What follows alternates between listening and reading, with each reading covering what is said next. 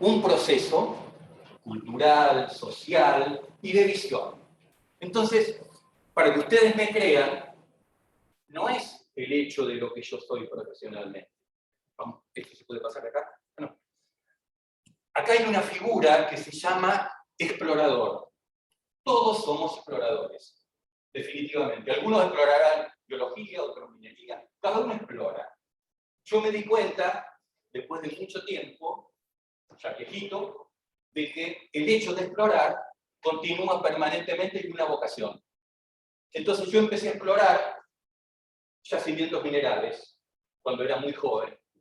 Y de golpe, en un momento de mi vida, apareció que tenés que hacer cargo y empecé a trabajar con la comunidad para tratar de validar que este proceso que estamos haciendo, explotar a futuro un yacimiento mineral, era posible y era esa palabra que usábamos tanto antes, sustentable o sostenible. Entonces, ese explorador de minerales se convirtió en un explorador de lo que le llaman, paradójicamente, las ciencias blandas. Que es mentira, son al revés. Einstein lo dijo claramente. Hoy es más fácil desintegrar un átomo que romper un prejuicio. Entonces, es evidente que las ciencias blandas, otrora, hoy son las ciencias duras, sociales. Y la física, la química, han pasado a ser blandas, porque cada vez encontramos más aplicaciones. Para que ustedes me crean, yo tengo que mostrarme en mi interior. Si ustedes entran a mi oficina de trabajo, van a encontrar esto. El mapa geológico de Argentina, con una relevancia importante porque empezamos a describir la estratigrafía de la plataforma submarina, pero también tengo un cartel que dice eso. Aquel que mira afuera sueña, pero quien mira en su interior despierta. Y uno se ha dado cuenta de que las cosas que le ocurrieron en su vida tienen un sentido. Pero no el sentido que uno ha hecho conscientemente, sino que las cosas aparecen y hay que estar atento. Entonces, mi experiencia no les sirve a ustedes, pero lo que les digo siempre, estén atentos. Y si es posible, alertas en todo lo que les ocurre alrededor para su desarrollo profesional. Adelante. Entonces, vamos a empezar un poquito con presentarme quién soy, de dónde vengo y a dónde voy. Porque para que ustedes me crean, tienen que saber que yo salí de Lanús. Ese es mi pueblo. Pero me fui a Ingeniero Jacobacci Río Negro. Y ese es mi ADN, es mi familia, ese es mi grupo de amigos, y ese es mi grupo profesional. Es decir, un tipo común. Simplemente eso. Pero en un currículum, ustedes no lo dicen. Pero si yo tengo que generar empatía con ustedes, simpatía, tengo que decir de dónde vengo hacia dónde voy. Obviamente que me gustan muchas cosas y tengo hobbies, como ustedes anotaron ahí, su actividad recreativa. Entonces van a ver muchas cosas de lo que soy.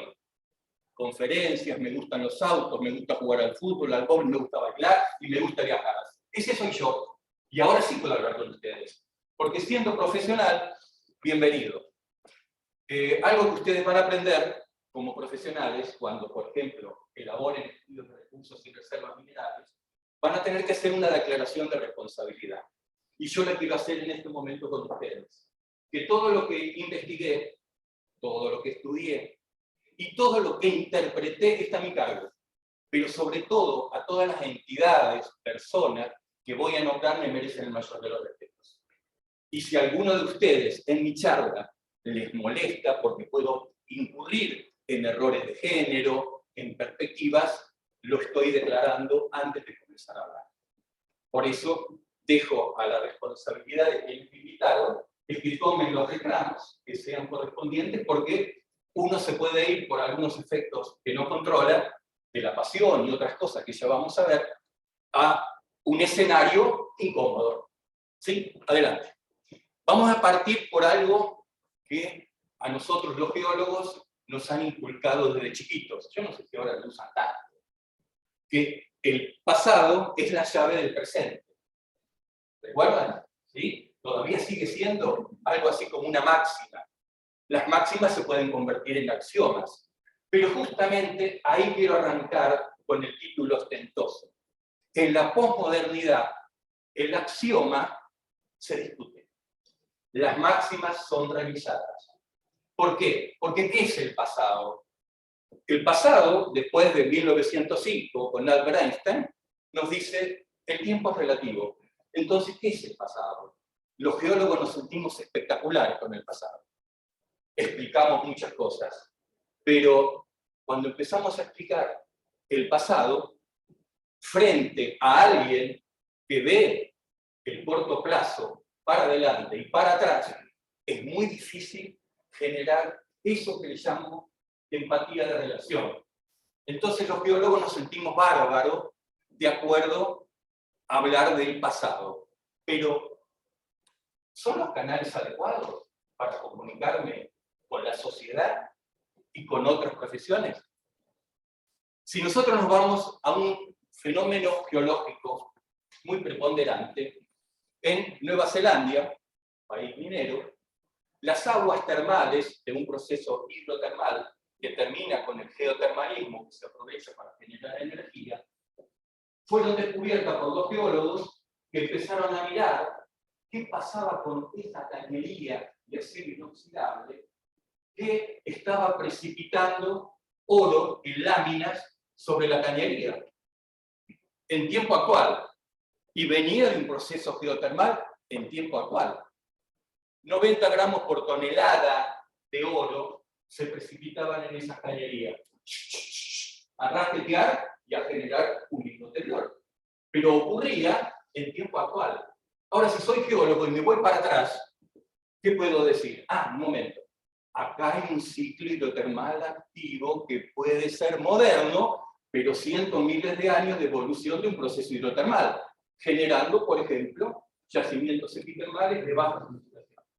Entonces me voy en el tiempo a buscar a dónde está la fuente. Es decir, un caso clásico de que el tiempo en geología puede ser ayer también, no hace 4.500 millones de años. Vamos al tiempo social. Me olvido de la geología.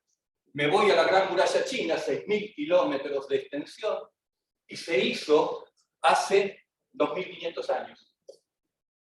Y tenía un sentido de ser en ese momento. Había que defender a los chinos de los mongoles, pueblo reaccionario, agresivo, y se protegieron con una muralla. Esa muralla no cayó. Hoy es un lugar, una visita que puede ser turística, por decirlo de alguna manera. Por más que China ha establecido sus parámetros sociales, económicos. Me voy al muro de Berlín, que no era una muralla porque era cortito, separaba la Alemania occidental del oriental. Y en un momento de la vida, año 93, perdón, 83, el muro de Berlín se derriba. Entonces, la figura de separar empieza a ser discutida. Hace poquito, porque en tiempo social incluso es poco, Donald Trump se le ocurrió decir, vamos a hacer una gran muralla para que no migren los mexicanos. Resultado de la muralla, el proceso, cuando cambió el gobierno, inconcluso. Es decir, los tiempos sociales condicionan las formas. La muralla no es la forma. Entonces, cuando ustedes vieron el título tentoso y yo le hablaba de lo holístico, estaba diciendo que hay que tener una integración total de la situación a los efectos de avanzar en una dirección. Entonces, volvemos para atrás.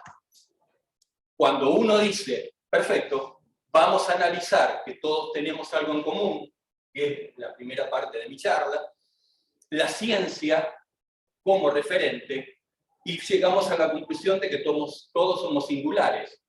Pero si esos singulares se juntan, y analizo el todo desde el punto de vista del territorio y de la gente, estoy hablando de holismo. Y nosotros lo sabemos muy bien como geólogos, ¿por qué? Porque estamos viviendo en el Holoceno. Y acá vamos a discutir con los profesores con esta tendencia que quiere hablar dentro del Holoceno de un tiempo acotado al Antropoceno, es decir, al hombre como referente. Entonces, en estos conceptos, nos gusta hablar del Big Bang. ¿Quién no le tienta a hablar del principio de todas las cosas? Pero Si hablo de 13.800 millones de años del Big Bang, ¿qué hay antes? La ciencia no lo puede explicar. La ciencia llegó hasta ahí. Entonces, ¿cómo se explica? Entonces yo le pongo un título, Dios. Me desentendí de la ciencia y aparece la religión, la creencia. Eso que usted está viendo para explicar y que nosotros, los geólogos, lo manejamos muy bien, hablamos del camino de la vida de los 4.500 millones de años. Y el hombre, nosotros, aparecimos hace 1.000.000 de años. Si ustedes lo leyeron a Carl Sagan, él dice que el hombre llegó el 31 de diciembre al mediodía en la historia de la Tierra. Es decir, tienen que contar toda una trayectoria hacia atrás que pueden ser 13.800 millones de años. O bien 4.500 los geólogos, porque esto ya cuestión de astrofísico y demás. Pero la realidad es que, ¿qué hay antes? Vacío científico. Ahora quiero entrar a analizar cosas de la geología, cosas del planeta que tienen que ver con la gente. Sí, claro, si yo junto la Pangea con los gráficos que siempre nos vi y nos enseñaron, es un esquema. Pero acá le doy forma en divisiones territoriales a partir de los países. Entonces esa sería la Pangea atada, y ahí se genera una cantidad de relaciones, más allá de una expansión que ha comenzado en el Jurásico y continúa. Ahora, el futuro de esa expansión, ¿qué es? Volver a armar una Pangea dentro de tantos millones de años. Pero no lo sabemos, pero estamos en un proceso de expansión. Si hablamos de la expansión humana, el hombre que salió de Etiopía hace 200.000 años, llegó a América hace 15 o 20.000. Es lo que se llama el ADN global. Todos tenemos algo de aquel hombre que salió de Etiopía, que en distintos lugares fue colonizando y ocupando espacios territoriales. Es decir, a todos nos llega ese ADN, pero en distintos tiempos y en distintas condiciones. Si no hubiésemos tenido glaciaciones, seguramente por el estrecho de Bering no habrían entrado a América y llegar a la Argentina hace 15 o 20.000 años, para empezar a hablar del hombre americano. Entonces, me gustó mucho este gráfico que encontré hace poquito tiempo, para ir involucrando y metiéndolo en tema con respecto a la cuestión minera, que tanto debate o tanta victoria trae. Me gustó mucho porque todo este arco es la parte, el tercio de la Tierra, que es justamente tierra. Pero todo lo demás es agua. ¿Sí? Y si miramos los indicadores desde el punto de vista de ocupación concreta de la minería legal con respecto a la Tierra en nuestro planeta, es de 0,068%. Esto lo estudiaron un grupo de científicos de una universidad austriaca. Es un trabajo muy reciente. Sin embargo, ocupando ese pedacito de tierra y llevándolo a nuestro territorio, la Argentina, si nosotros desarrolláramos todos los proyectos mineros que existen en la Argentina, legales y de escala, acorde a los tiempos, se ocuparía el 3,6% del territorio argentino con desarrollo minero completo. Pero hay 120 proyectos nominados y estudiados. No significan minas, minas hay solamente 18. Lo que significa que el impacto sobre el territorio es absolutamente mínimo, de acuerdo a lo que vamos a ver después, que es el valor agregado que genera la minería. Ahora, volvemos un poquito, disculpa. Miremos entonces la parte de arriba. Si esta tierra, con los grandes países en cuanto a superficie, Rusia, Canadá, China, Estados Unidos, Brasil, Australia, y cuidado que Argentina es un territorio importante en cuanto a lo que ocupa de espacio físico en el mundo, estos grandes países empiezan a generar, desde los chinos que están cerca del 20%, Australia, Canadá, Estados Unidos, ahí está metido Indonesia, pero Brasil y Rusia, generan mucho más del 2 o 3%, algunos hasta el 20%, del PBI minero global. Es decir, están generando, ocupando muy poquito del territorio del planeta, están generando la posibilidad de que la gente viva desde el punto de vista monetario, cuantitativo, que los países generen su cadena de valor. Ahora sí. Entonces, cuando uno llega a esta instancia, se pregunta, para hacer minería, ¿quién es tu vecino? Estamos hablando de ADN global, estamos hablando de gente, estamos hablando de territorio, pero yo estoy en un proyecto minero que puede ocupar 1000 hectáreas. Entonces, ocupo un espacio muy chico. Y la pregunta que siempre nos va a quedar es, ¿quién es nuestro vecino? Este es el mundo. El mundo está lleno de minería. Incluso ahora que está de moda el litio, y nosotros creemos que con el triángulo del litio, que nos formamos con Chile y Bolivia, tenemos y somos la vedette. La vedette vamos a ser en cuanto a recursos, pero las oportunidades dependen de la gente y dependen del tiempo, obviamente del lugar. Si no hay litio en la Argentina, se va a ir a buscar en otro lado.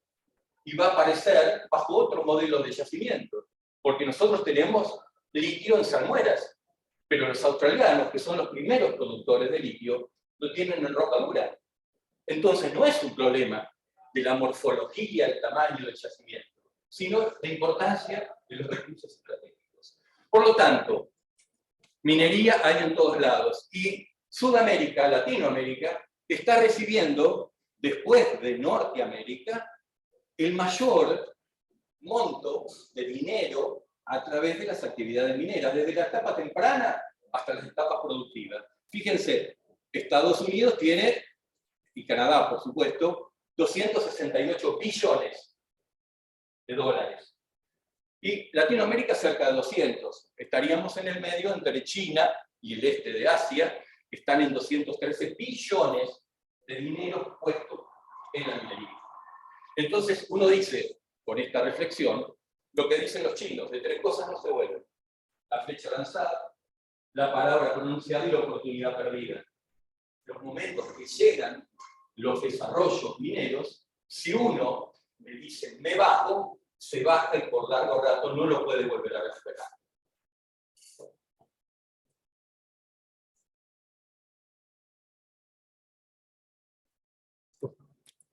Ustedes dirán, ¿para qué puse? Si estamos hablando de geología, de relaciones comunitarias, estamos hablando de la gente. Y cuando uno habla de la gente, habla desde la genética, después las transformaciones exógenas son toda la historia. Pero si uno mira el ADN y el ARN, es ni más ni menos que una cadena que tiene elementos químicos muy simples. Si miran el nitrógeno, hidrógeno, oxígeno, y todo lo que hay son enlaces. Y esos enlaces, que son complejos y a la vez muy simples, generan que cada uno vaya teniendo hijos parecidos, nietos más o menos, y haya que el mundo esté completamente diversificado. Y usted dice, ¿y a dónde quiere ir con esto?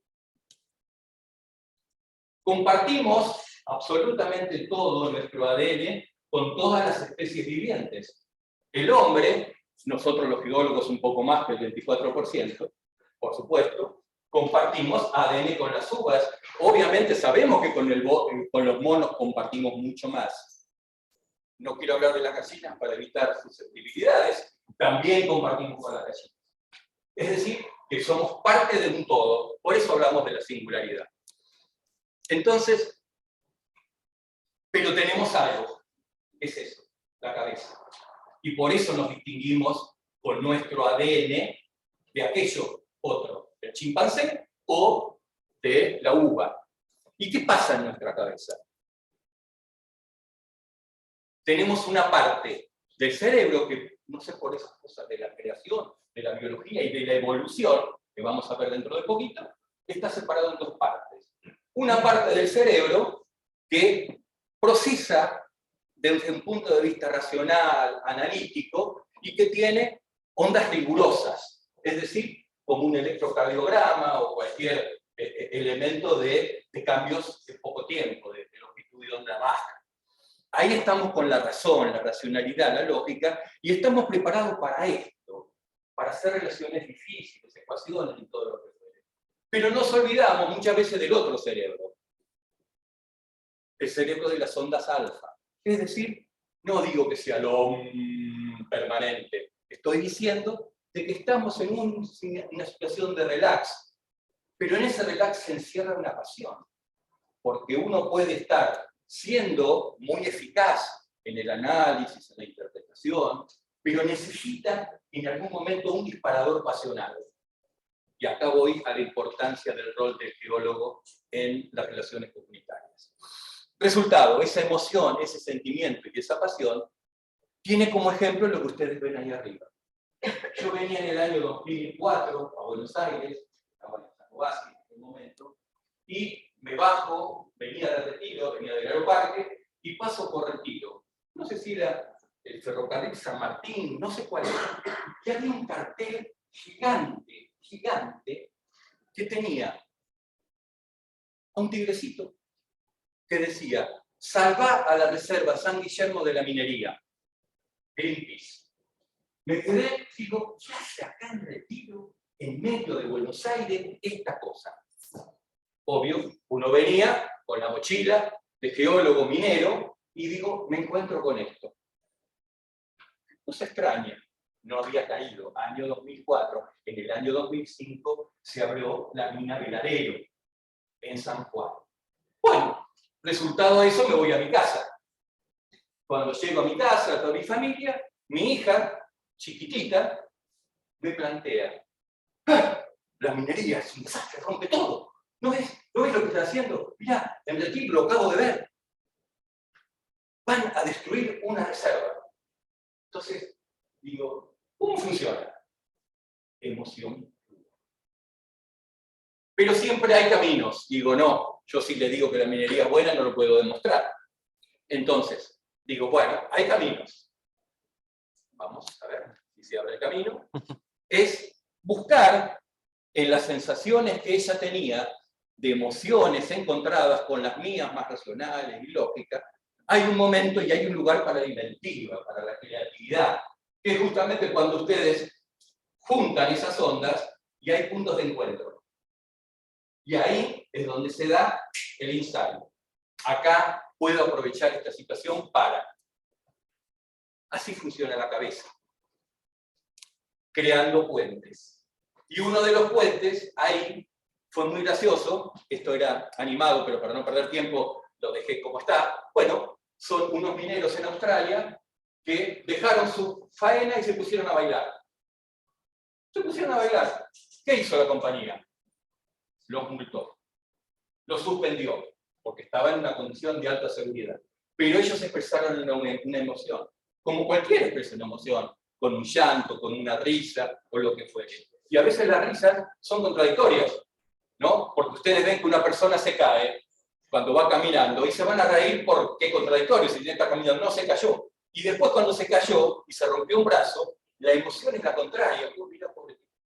Es decir, estamos en un mundo de paradojas. Nos reímos y lloramos a la vez. Bueno, esto fue un caso que a mí me llamó la atención, ¿no? La empresa dura, estricta, con esta racionalidad, los expulsó, lo suspendió. Y por otro lado, ellos querían mostrar que un minero no es un esclavo, sino que tiene libertad de expresión. A ver, vamos para adelante. Y acá llegamos a la primera cuestión. Desde un punto de vista, y disculpen que sea tan filósofo en esto, pero me pareció importante tener claro. Como les dije al principio, que es más fácil desintegrar un átomo que un prejuicio, no lo digo yo, lo dice alguien que sabe poco más que yo. También dijo que la ciencia sin religión es coja, pero la religión sin ciencia es ciega. Cuando hablo de religión, hablo del poder de la ciencia. Y cuando hablo de ciencia, hablo de lo que todos tratamos de hacer para un mundo mejor, pero no es suficiente. Entonces, aquí vamos a entender un poquito de por qué hablo del enfoque holístico. Porque lo holístico, holoceno, donde estamos nosotros, allá arriba, y me pregunto si vamos hacia el antropoceno.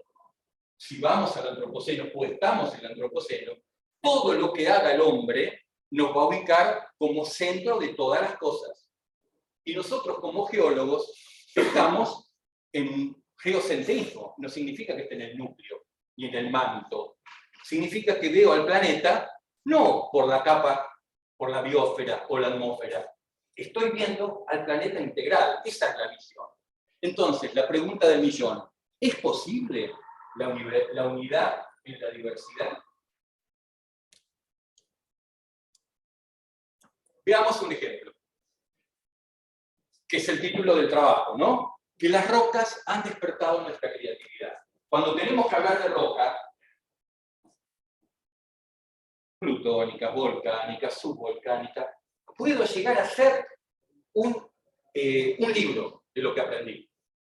Perfecto, lo saben. Voy a un interlocutor. El interlocutor que tengo acá es una persona religiosa. Para ellos la roca no significa que sea volcánico, que esté vinculado con un pórfido. Para ellos la roca significa fortaleza, significa firmeza, solidez. La concepción es completamente distinta si hablo con un religioso. Y si lo pongo acá, al presidente de la nación, Roca, lo puedo interpretar como un presidente que cambió el esquema del territorio argentino. Pero si yo hablo de Roca en una comunidad indígena mapuche, voy a tener un problema gigantesco desde el punto de vista de su propia pertenencia. Pero también Roca es la ciudad de General Roca, Manzana, Pera, y estamos hablando del mismo término. Pero, ¿en qué lugar? ¿Y cómo? Y si sigo con Roca, siendo de Buenos Aires y me voy a una ferretería, quiero comprar cerámica o elementos de roca, como una compañía que evidentemente hace productos con ese nombre. También Roca, ¿cuántas calles hay Roca? Y cuánto hay novelas, que se llama Duro como la Roca, etcétera, etcétera. Y acá veo Roca, no sé si ustedes vieron, estos artistas que utilizan la naturaleza viva, hacen los bloques de granito, pero un bloque de granito, obviamente, ustedes lo saben mejor que yo, no se puede plegar. Entonces, reproduce una textura de la roca y genera arte. O sea, miren todas las cosas que puede ser la roca, si miramos más allá de nuestro ombligo. Entonces, nosotros construimos la historia con la minería y con las rocas.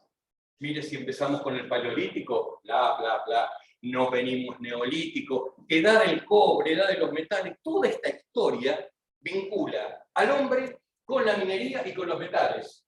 Hoy, la minería del futuro y la actual nos está tirando a la pequeña, mediana y gran minería, pero fundamentalmente la minería tecnológica. ¿Por qué digo minería tecnológica? Porque hoy un robot a distancia y fuera del epicentro donde uno va a hacer una voladura, puede estar mandando la señal para que se produzca la detonación.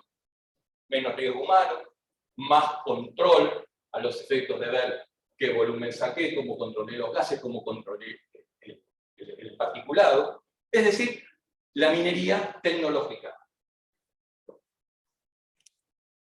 Entonces, llegamos a la conclusión, lo digo con un profesor del MIT, Peter Singer, que dijo que la visión de cada uno es una perspectiva única, en realidad más grande. Es decir, que nosotros, hablando, discutiendo, podemos ver algo que si uno por sí solo no hubiese visto.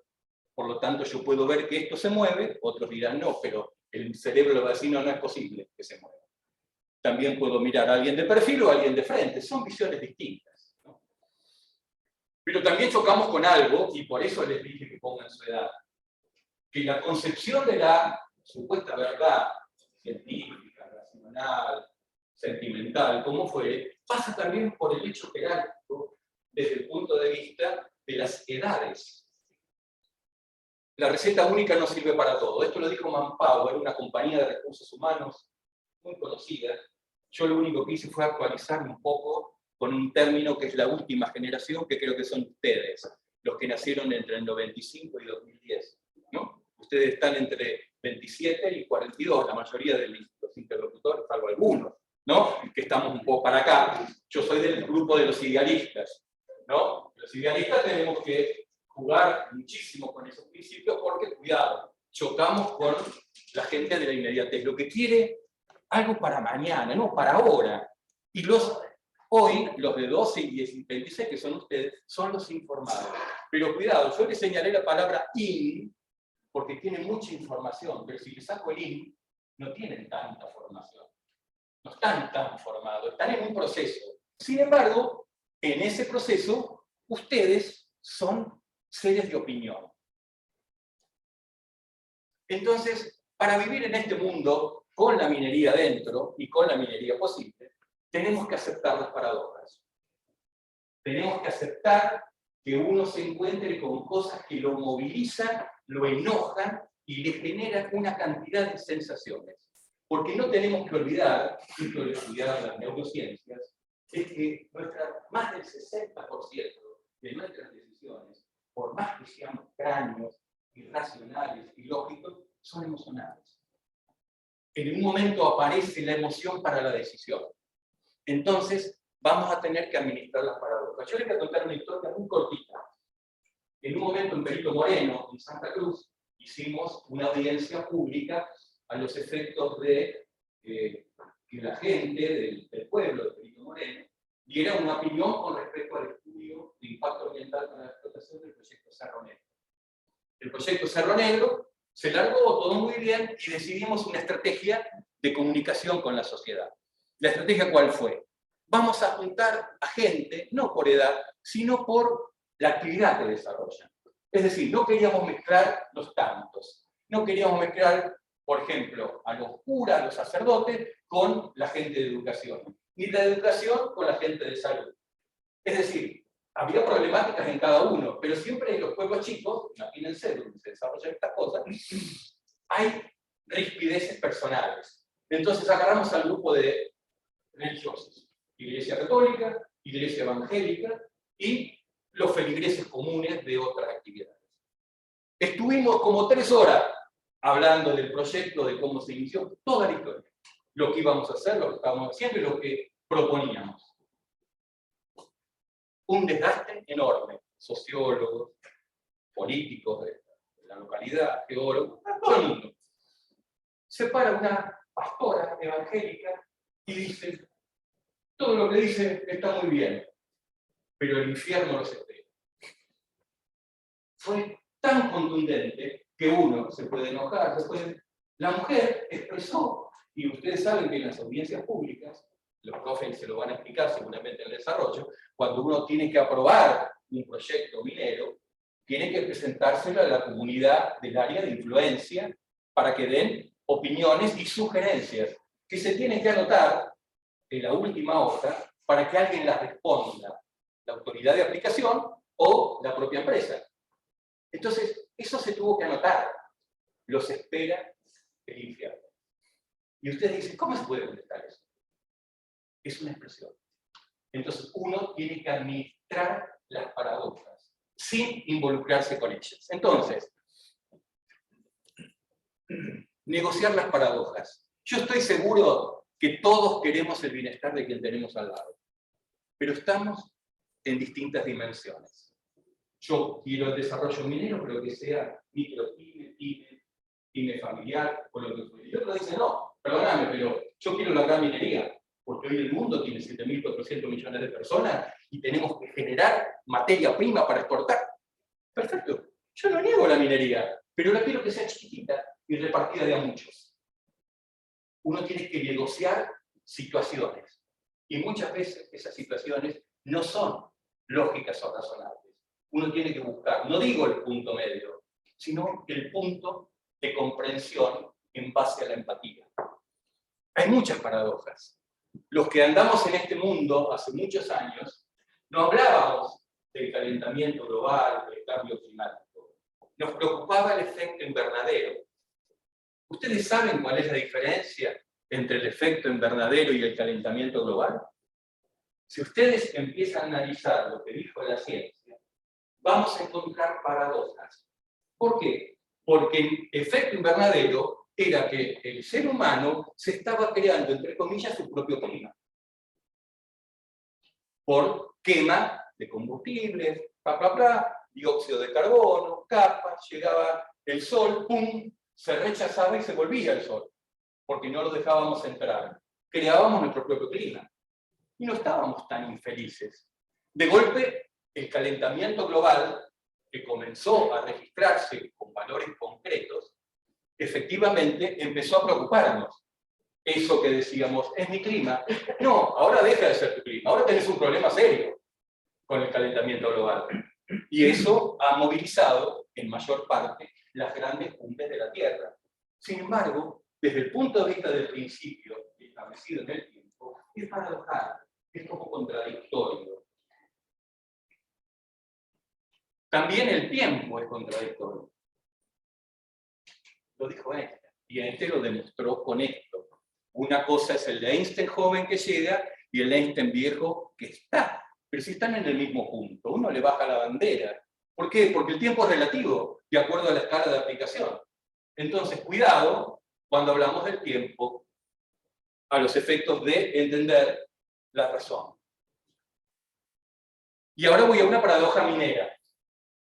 Vamos a suponer que el cianuro es la peor sustancia que hay en la Tierra. Mata a todos los seres. Bien, si eso es una verdad, es un axioma, la pregunta que me hago, Calcatreu, Navidad, Esquel, entre Río Negro y Chubut, están inhibidos de desarrollo minero. O sea, un macizo que geológicamente corresponde al Jurásico y demás, hay otro macizo que se llama macizo del Deseado, que también tiene roca jurásica y que tiene un desarrollo minero, porque el hombre le abrió la puerta y generó en esas 5 minas, que ahora son más, un despliegue que generó, entre otras cosas, el 21, ahora está por encima del 25, del Producto Bruto Geográfico de Santa Cruz, con el desarrollo minero. Ah, y usa cianuro. Entonces vos decís, pero ¿cómo? Si yo me voy a Santa Cruz es una cosa, pero me voy a Chubut, que está al lado, y Río Negro es otra. ¿Cuáles son las reglas? Claro, cada provincia es dueña de sus recursos naturales. Y eso le da la potestad de decir, quiero o no quiero. Ahora, perfecto, eso desde un punto de vista de su derecho. Ahora, poner como excusa el cianuro es el mal del mundo, claro, el cianuro no es dulce de leche, pero lo puedo administrar. Si lo pueden administrar en Santa Cruz, ¿por qué no lo puedo administrar en Chubut y Río Negro? Y no me voy al Cuyo, no me voy a Mendoza, no me voy a Jujuy. Digo, ¿por qué no? Entonces para mí queda como una especie de paradoja. Hay muchas más paradojas. Pero ahora vamos a ver nuestro rol, el geólogo, que era una de las fotos de la presentación. Disculpen que voy un poco... ¿Están bien? ¿Están cómodos? ¿Están entretenidos? Sí, sí. Porque nos quedan 2 o 3 cositas y hacemos un back y después continuamos, porque después viene la parte más pesada.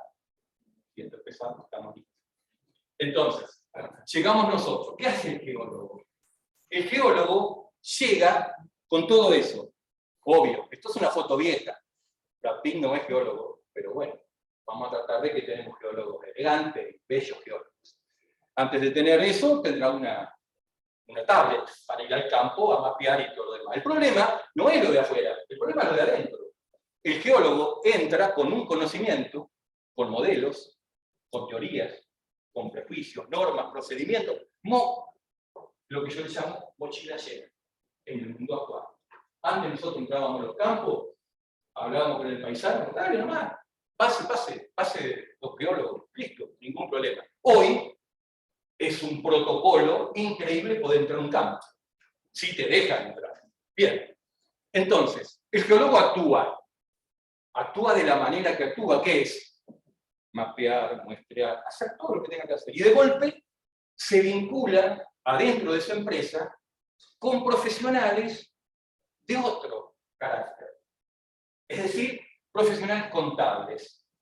¿Sí? Que nosotros siempre lo tuvimos porque había que contar los billetes. Entonces el profesional contable, al trabajo que hace el geólogo, que es el primer enlace con la comunidad, eso es clarísimo, y por supuesto eso tiene como causa una consecuencia, que tiene que ver con la responsabilidad social, no empresarial. Porque el geólogo va solo con su ayudante o con otro geólogo. Es decir, es prácticamente el mundo y el geólogo. Cuando vuelve de la campaña, entra al mundo real, al mundo de la oficina corporativa, de la empresa, en donde un contador le empieza a contar las costillas. Cuando pongo la planilla Excel y le digo, gasté tanta plata en tal cosa, tanta plata en una donación que le hice a la guardería, como le puse acá en broma, los guardianes del ambiente, inmediatamente al contador se le ocurre decir, mira este tipo, la guita, cómo la está quemando. Le está dando una plata que después como resultado no tiene nada, al contrario, esa gente es antiminera, empieza a tener una cantidad de prejuicios que hacen que el geólogo se retrae. Entonces, cuando la empresa ve esa situación, dice, no, mediador, hay que buscar un sociólogo. Cuando entra el sociólogo, chao, vienen nuevas teorías, nuevas formas, entonces el sociólogo les dice, muchacho, mirá lo que hizo el geólogo. Mirá cómo dijo, cómo le dijo tal cosa a este hombre que era un lonco, era un cacique. Y además el contador no entiende nada tampoco, porque le está negando al geólogo algo bueno que hizo, pero el geólogo a su vez, entonces él dice, un momento, hay que hacer un plan. Hay que hacer un plan de acción y de relacionamiento comunitario. Entonces, ¿qué hace el geólogo? En lo usual, con mi experiencia, se achica. A todo lo que llevaba en la mochila, le metieron otras 2 bolsas de muestra de 10 kilos cada una. Porque es muy sencillo. En toda organización hay un organigrama de la resistencia al cambio. Porque el que está allá arriba de todo, el presidente de la compañía, él está con el status quo global de la minería que tiene estas reglas. Hay que cumplirlas. Le baja a los vicepresidentes, que normalmente no están en territorio, pueden estar en algún lugar del mundo, por ejemplo, pueden estar en Perú, o pueden estar también en Canadá. Entonces, ellos empiezan a jugar parando la pelota, y dicen, esperemos, juguemos a lo seguro, analicemos más la situación. Los directores, obviamente que son los más críticos porque están cerca del geólogo, le van a decir, no, lo que está haciendo no funciona. No va a funcionar. O si no, cuando le dicen, no, esta yo ya la pasé, está errando en tal cosa. Y el otro, del director, que es más líder, le dice, te apoyo, pero... Y por último, viene el gerente. El gerente se da por vencido al poco tiempo, en el sentido de estar generando un cambio de paradigma. Recuerden que ustedes cuando descubren como geólogos o exploradores, están haciendo un impacto, una detonación que uno no sabe dónde termina. ¿Por qué? Porque genera expectativas en todo el entorno, en la empresa, en las comunidades, en los gobiernos, y cada reacción va a ser muy particular. Entonces uno larga desde el individualismo, en donde lo que trata es de innovar. Yo doy fe de que los geólogos son innovadores, pero están atados al mundo de la corporación.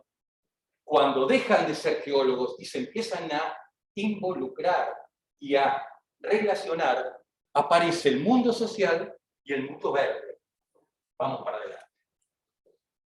Entonces, yo siempre recuerdo, eso me lo dieron los años, yo lo supe en el momento oportuno. El Talmud, no sé si ustedes lo conocen, el Talmud es un libro que describe muy bien al pueblo judío en el sentido de su evolución.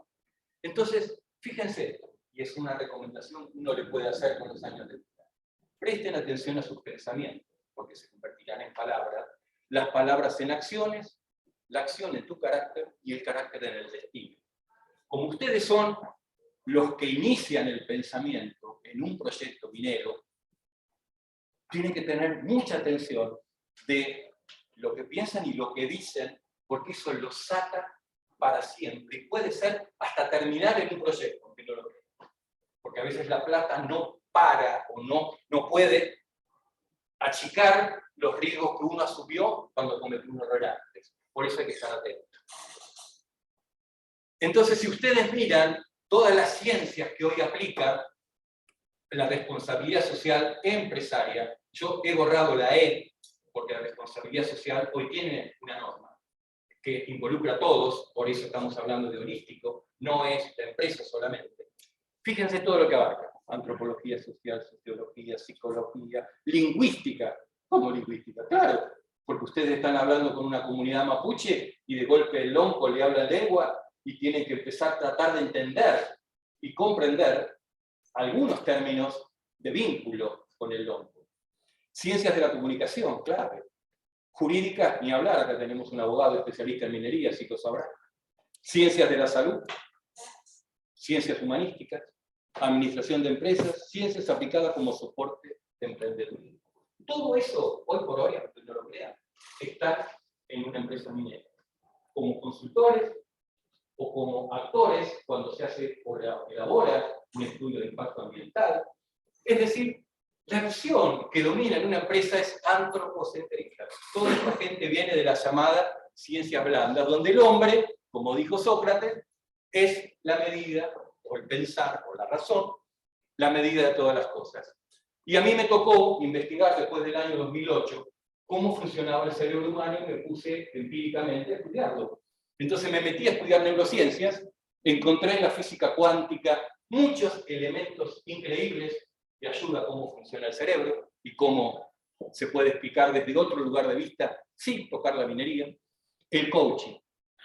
Ustedes no saben lo importante, chicos, gente, amigos, que es el coaching en las comunidades. Las comunidades que están alrededor de los proyectos mineros, al momento de que el proyecto se inicia, viven de una incertidumbre, incerteza, una baja autoestima notable. Si ustedes están en una situación económica, agobiante, con problemas de todo tipo, que lo vamos a ver en los estudios de caso, la palabra más cercana a su posición es el no. ¿Por qué? Porque estoy deprimido. Esa depresión luego se refleja en un comportamiento. Si a ese comportamiento lo queremos registrar en un ámbito de democracia y voy a llevar a una elección o una decisión de la comunidad, les puedo asegurar que el no gana en todos lados.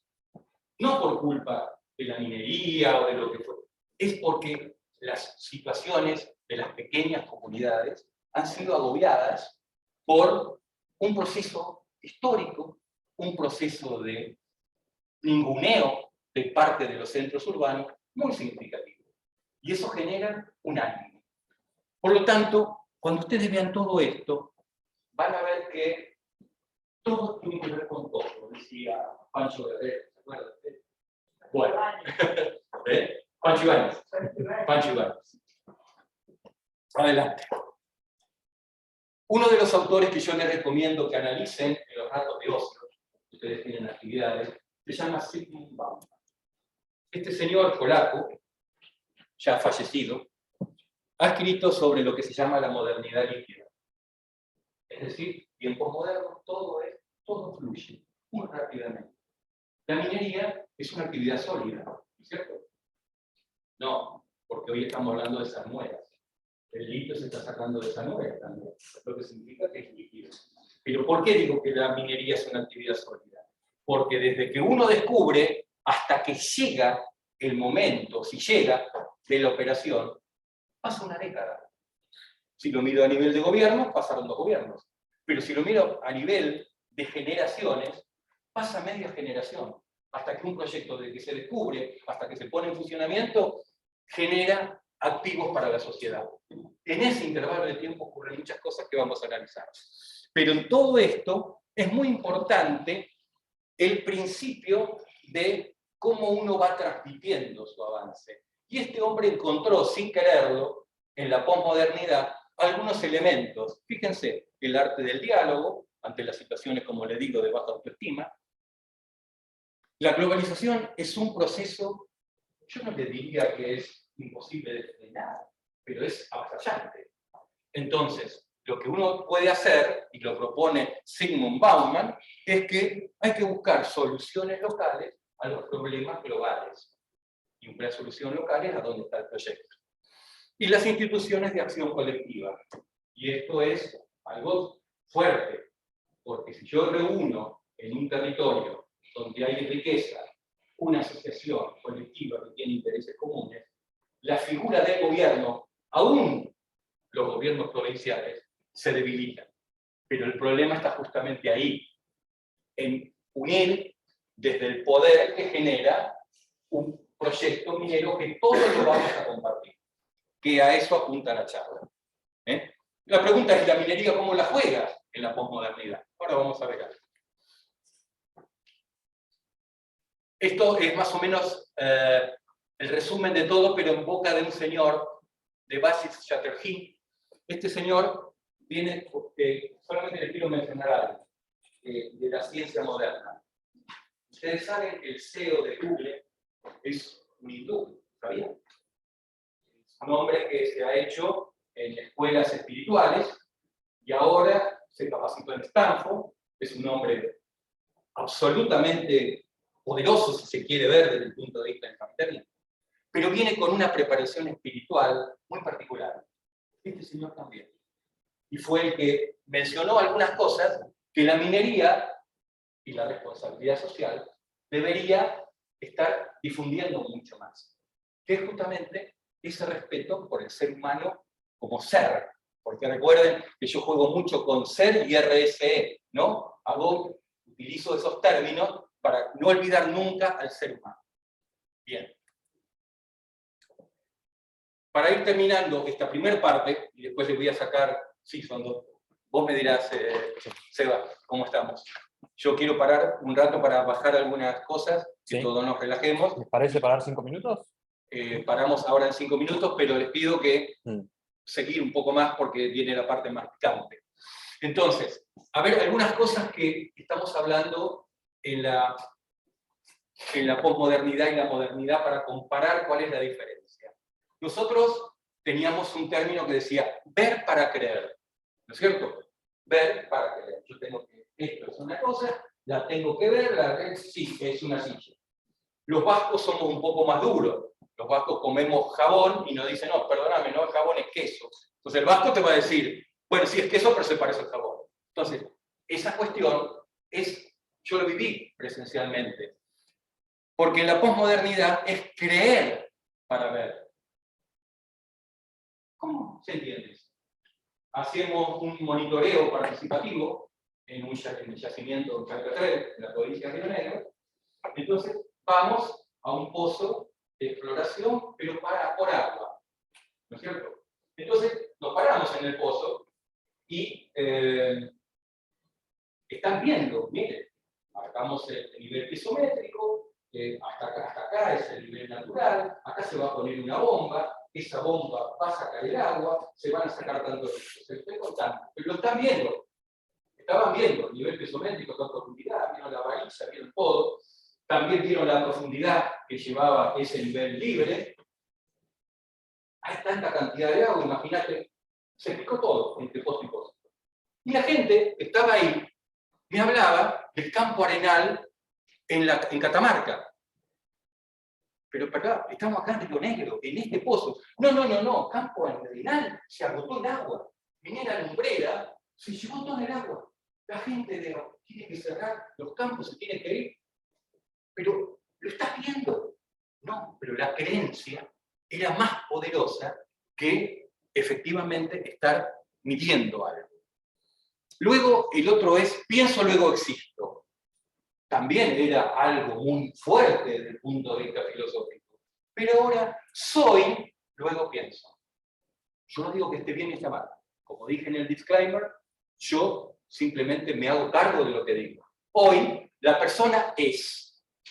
No importa lo que piense. El primer respeto es por el ser. ¿No es cierto? Y eso, en el posmodernismo, es una variable sine qua non.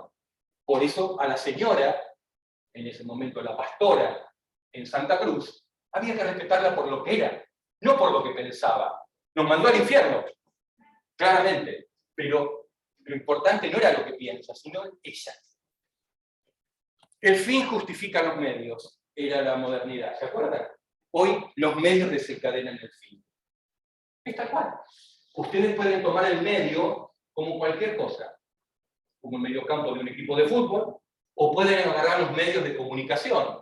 Un medio de comunicación, ustedes saben, quinto poder, porque ya ni cuarto es, cuarto y quinto, pueden desarmar cualquier buena acción voluntaria para generar riqueza y bienestar.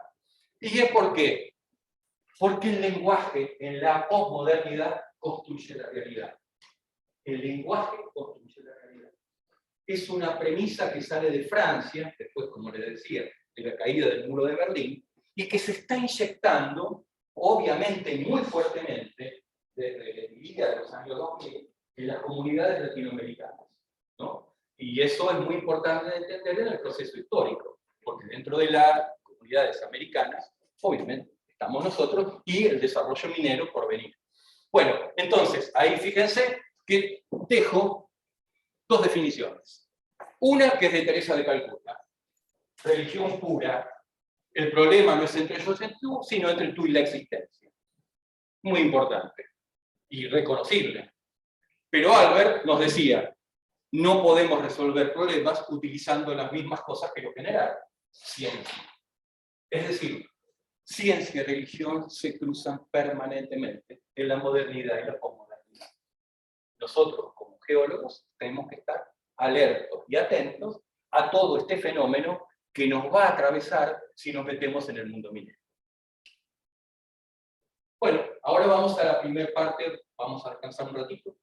Yo descanso un poco la voz y simplemente, no sé si le van a dejar tomar cerveza con el vaso, pero recuerden siempre que cuando estén tomando cerveza, porque lo vamos a ver después en lo que es la mística y la militancia, ustedes recuerden que la minería está presente con cada trabajo. Propongo 15 minutos, pero vos ya me parece menos, ¿no? Sí, 5 o 10 minutos. ¿Damos 5 minutos? Gracias. Ahí tenés.